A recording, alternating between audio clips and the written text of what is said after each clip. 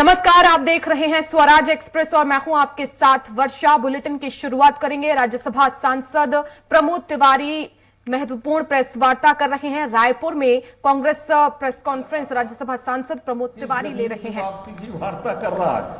18 चक्र हो चुके हैं। अरुणाचल में गांव बस गए। उत्तराखंड में आज ही मैं आ रहा था, रास्ते में पेपर पढ़ रहा था, उसमें है कि 2 गांव वहां बस रहे हैं। उस गांव का नाम दिया है, दोनों में समानता है। इन्होंने वो कौन सा टाउन बनाया है, क्या कहा है, 100 स्मार्ट सिटी, वो स्मार्ट विलेज बना रहे हैं। तो दोनों में कुछ तो समानता है कि मोदी जी सबका नाम ले सकते हैं, चीन का नाम नहीं लेते। हो सकता है तमाम सौदे हुए हैं, तमाम अरबों खरबों का व्यापार है, उसमें कुछ मजबूरियां हों। अब क्या है, ये तो 24 के बाद पता लगेगा। हमारा सिर्फ ये कहना है कि 2020 से 1500 वर्ग किलोमीटर में जहां हमारे 20 सैनिकों ने शहादत दी थी, उसमें भारत गश्त नहीं कर पा रहा है, घुस नहीं पा रहा है। ये मैंने दिया है। मैं मानता हूं कि हमारी सेना दुनिया की सबसे शक्तिशाली, सबसे ताकतवर सेना है। अगर उस पर राजनीतिक इच्छा शक्ति ना दी थोपी जाए, इंदिरा जी जैसी राजनीतिक इच्छा शक्ति हो, तो 1971 दोहराने की शक्ति अगर किसी में है तो वो भारत की सेना में है, दुनिया की सबसे बेहतरीन सेना। लेकिन मोदी जी की कुछ मजबूरियां, सामाजिक सद्भाव इधर नष्ट हुआ है। जब भारत का प्रधानमंत्री भाषण देने लगे कर्नाटक में कि जब बटन दबाने जाना तो एक नाम ले लेना, इलेक्शन कमीशन कॉग्निजेंस नहीं लेता।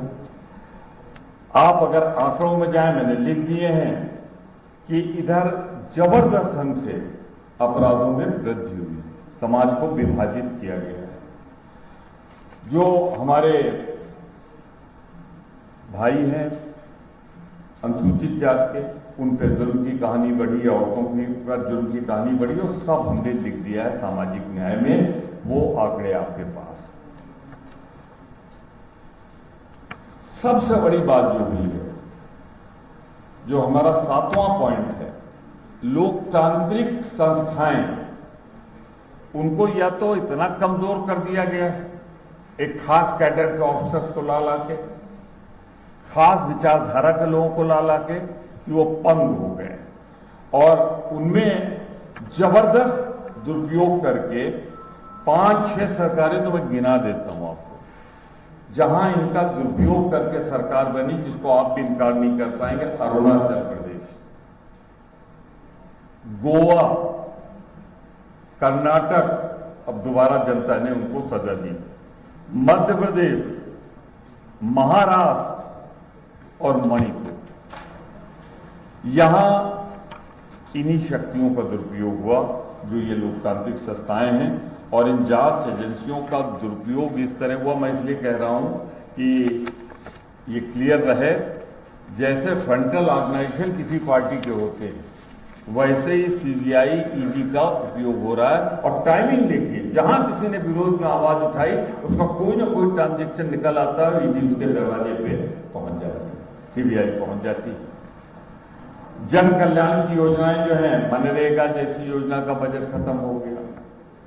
आप देखें अगर, तो जो आदिवासी, गरीब, जरूरतमंदों के लिए जो ग्रांट्स सी कम हो रही है, वजीफे कम हो रहे हैं, सब डिटेल इसमें है, मैं दोहरा नहीं रहा हूं। और 9वां पॉइंट है, जो इस शताब्दी का सबसे बड़ा बयान है जो लोकसभा में दिया गया है।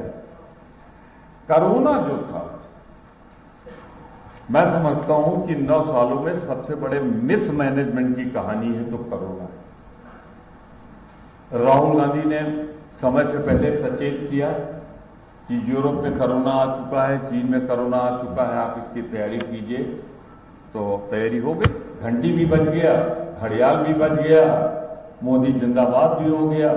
पर ये कोरोना बहरा था, उसने मोदी जिंदाबाद नहीं सुना और छोड़ के नहीं गया। इन्होंने इंटरनेशनल फ्लाइट जारी रखी, जबकि ये चीन में था। अगर इंटरनेशनल फ्लाइट उसी समय रोक दी जाती, जब राहुल गांधी ने सुझाव दिया था, तो कोरोना कभी यहां नहीं आ पाता, क्योंकि चीन से न रेल लाइन है, न कार बस आ सकती हिमालय पर्वत की दीवार। पर इन्होंने, सबको मालूम है क्यों किया था, उस समय जो एक सम्मेलन हो रहा था, इनको चाहिए था कि लोग आए, इसलिए इंटरनेशनल फ्लाइट चलती रही और करीब जो हमारा आंकड़ा है 47 लाख लोग की मौत हुई। ये है जो थोड़ा बहुत रिकॉर्ड है। बाकी देहात में 3 दिन खांसी आई, जुकाम हुआ, वो मर गए, उन्होंने कहा जूड़ी बुखार हुई थी, चले गए। और सबसे बड़ा इस शताब्दी का एक बयान जो मुझे अपने राजनीतिक और संसदीय जीवन में अधिक याद रहेगा, कोई जिला नहीं था, कोई शहर नहीं था, और मैं तो उतराता हूं कोई तहसील नहीं थी, यहां कोई न कोई ऑक्सीजन की कमी से कोविड का मरीज मरा ना। लेकिन वारे भारत की पार्लियामेंट में, वारे मोदी जी के मंत्री ने जवाब दिया, एक भी आदमी ऑक्सीजन की कमी से नहीं मरा। ये लोकसभा में जवाब है, किसी चौराहे का जवाब नहीं। तो महानतम है। मैं इसी के साथ कहता हूं, मैं तो पूछूंगा लेकिन मेरी बात का जवाब नहीं आएगा कि मोदी जी किसी को दीजिए, मेरा तो 15 लाख दे दीजिए, और मैं उनसे कहूंगा आप लोगों का भी दे दें, सिफारिश लगाऊंगा, होगी तो नहीं मैं भी जानता। मैं उनसे पूछूंगा कि 2 करोड़ प्रतिवर्ष रोजगार के हिसाब से 18 करोड़ रोजगार अब तक मिल जाना चाहिए। उसमें तो कुछ नहीं लगता, आजकल कंप्यूटर का जमाना, लिस्ट जारी कर दे 18 करोड़ का। अरे जब 71,000 का खुद बांटने के लिए प्रधानमंत्री जी जा रहे हैं तो 18 करोड़ होता तो उसका जारी करते हो। तीसरा, 30 रुपए लीटर वाला पेट्रोल कब मिलेगा, 300 रुपए वाला गैस सिलेंडर कब मिलेगा। तो ये सारे मुद्दे हैं, मैंने लिख दिए जिससे आपका समय न जाए। अब मैं आपके सारे प्रश्नों का स्वागत करूंगा और छत्तीसगढ़ जिस तरह सजा संवरा है, मैं एक बार कहूंगा अपने के समापन में, जय छत्तीसगढ़, जय है भारत। एक एक करके इसी विषय संबंधित सवाल लिया जाए। प्रमोद जी, मेरा आपसे सवाल है, आपने 9 विषयों पे उनसे सवाल किए और आपने ये भी मान लिया कि जवाब नहीं दिया, तो क्या ये मोनोपोली माना जाए प्रधानमंत्री जी का? दूसरी बात इसमें कि आपने बोला कि मित्रवत उन्हें देश भी बेच दे, तो इनके में देशभक्ति है कि नहीं? पहला सवाल कि क्या उनके अंदर क्या शब्द आपने इस्तेमाल किया? देशभक्ति है कि नहीं, मोनोपोली। जब 13 मार्च से 6 अप्रैल तक भारत के दोनों सदनों में एक नाम लेने के लिए, अडानी का नाम लेने के लिए आ जाए, उसके पहले सदन स्थगित हो जाता है, माइक ऑफ हो जाता है। इसको आप क्या कहेंगे, मोनोपोली? ये नहीं कहेंगे। या इसको आप क्या कहेंगे, लोकतंत्र?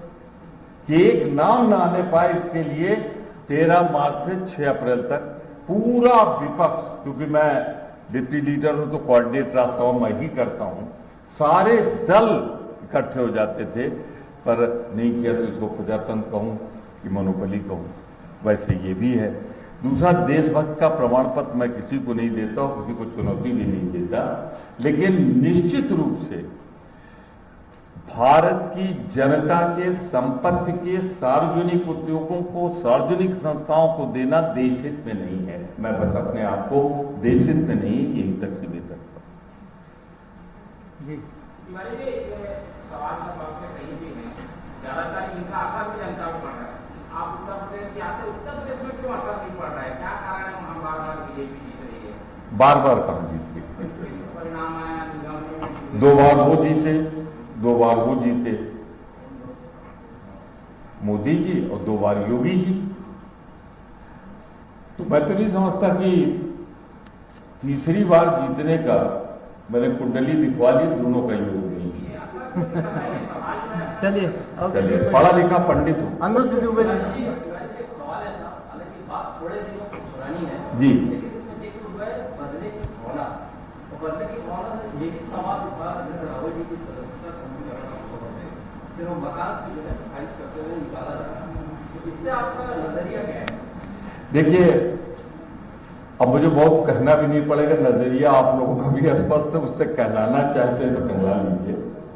जिस किसी ने पॉलिटिकल सर्किल में, मुख्यमंत्री हो,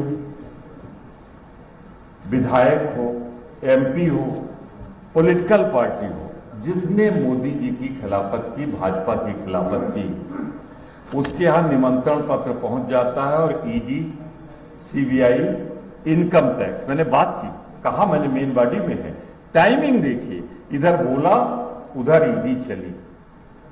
तो ये इसको आप बदले की भावना नहीं कहेंगे, यही तो बदले की भावना है। अरे किसी के खिलाफ कोई आरोप है, किसी के खिलाफ है, तो तब तक आप क्यों इंतजार करते हैं जब तक वो बोल न दे आपके खिलाफ? इसके मतलब बदले की भावना से आप तब काम करते हैं जो वो आपके साथ नहीं होता या आप खिलाफ बोलता है।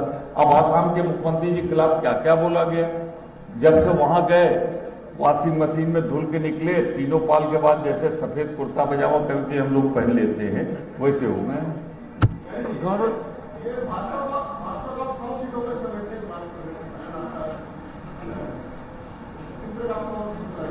देखिए, मैं आपसे 100 सीटें इसलिए कह रहा हूं कि जो हालात हैं, महंगाई एक ऐसी चीज है जिसपे सब प्रभावित है, बेरोजगारी ऐसी चीज है जिसमें हर घर प्रभावित है, भ्रष्टाचार ऐसी चीज है जो मैं कह सकता हूं कि हर घर प्रभावित नहीं तो दूसरा घर प्रभावित। पहले मोदी जी जो कहते थे लोग विश्वास कर लेते थे, अब हिमाचल, दिल्ली नगर निगम और सबसे बड़ा उदाहरण कर्नाटक है कि अब मोदी जी पे लोगों का विश्वास नहीं रहा। और अगर आप मोदी फैक्टर निकाल दें और ये 9 पॉइंट जो मैंने दिए हैं, ये फैक्टर हम जनता तक पहुंचा लें। और वक्त एक छोटे से ब्रेक का है, फौरन हाजिर हूं।